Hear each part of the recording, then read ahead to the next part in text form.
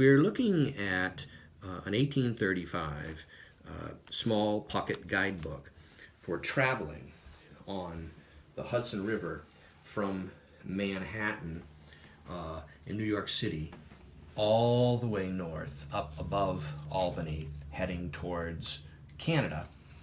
And the map here is engraved in 1834, specifically for Harper Brothers, major publishing firm in Manhattan.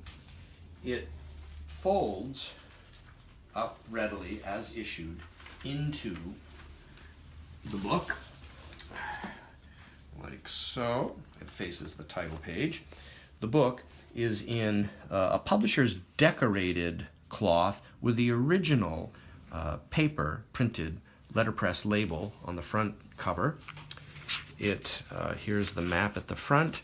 The title page tells us that it's for the Hudson River up to Montreal and Quebec, and so on, 1835.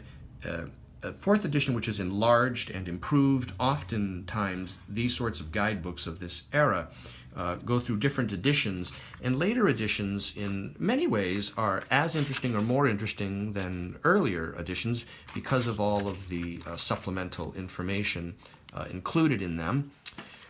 And the book is well preserved. There's some scattered foxing, but there's nothing offensive or severe.